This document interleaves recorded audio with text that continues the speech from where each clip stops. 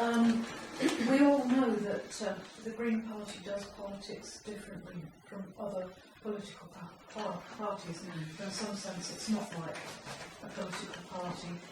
If you were elected to the European Parliament, what difficulties do you think you'd have in reconciling green principles with the way to do work, effective work there?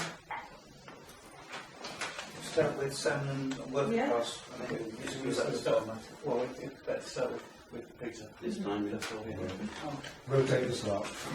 I wouldn't want to suggest for one moment that green ways of working are inefficient, and I'm not effective. No.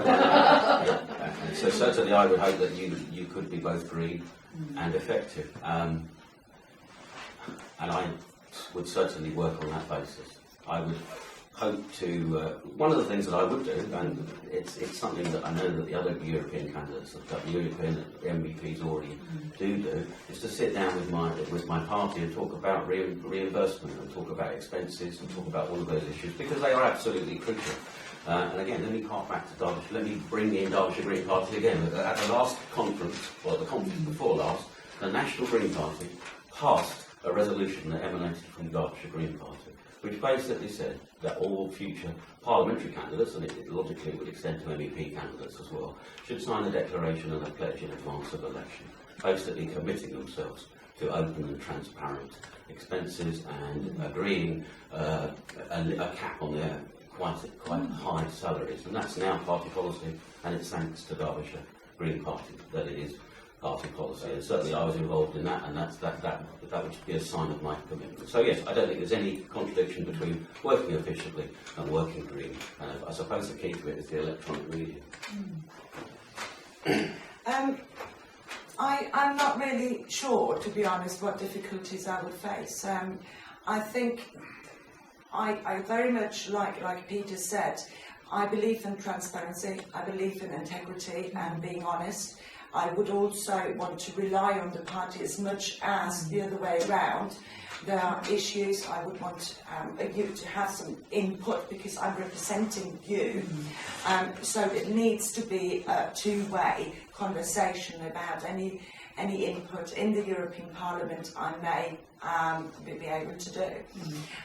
So I think, like the expenses, like the MEPs are already doing, to show everything, to be as open and frank as possible, to self-reflect on the role, also to see that the European Parliament may not always work in the way that we would like it to work, and find ways how we can compromise or put our green ideology through the legislation. And it may be challenging at points, but I think it is manageable.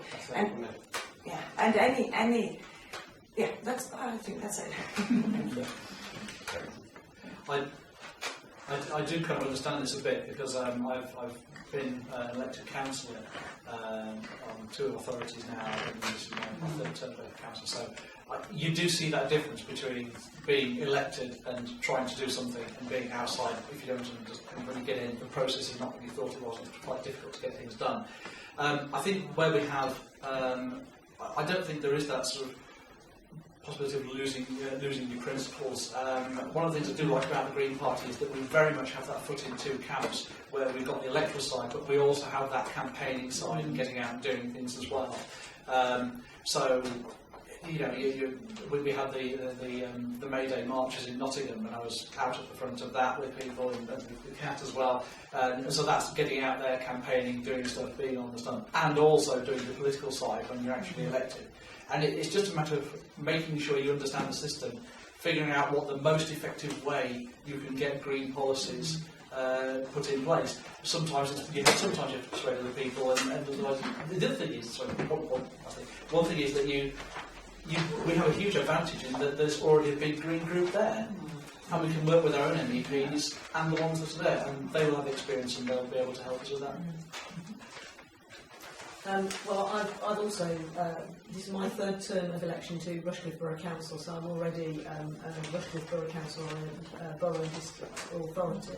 And I was, in my first term, a lone councillor, so I was the only Green. So it was very difficult then without support. And as Richard said, in the European Parliament, hopefully there will be other Greens amongst, you would never be in a situation of being the only one. There was already a mechanism of support, and already people like Keith and Jean, and before that Caroline, who have worked in this way already, and they've not left their principles behind.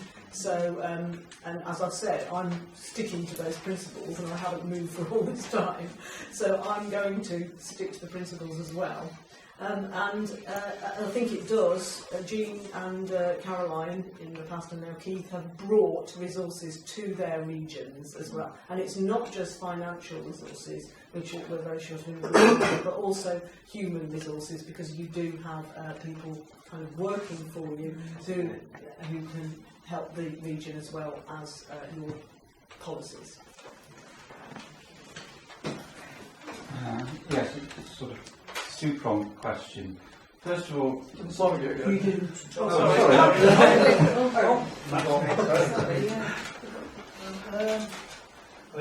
I'll just state again that I see myself primarily as a radical activist, not as a politician. My principles are everything. Getting into, I'm not in it to get into power. I'm in it to propagate my principles. The way I would do that, I would try and speak to other Green MEPs. I would also try and cultivate contacts amongst the communists, the socialists, and the radical left in the European Parliament. Because obviously a lot of the European countries have got far more developed and healthier radical left-wing groups than we have in this country. I would try to learn from them, from those other people in other European countries. How do you practically espouse radical left-wing politics within the European Parliament?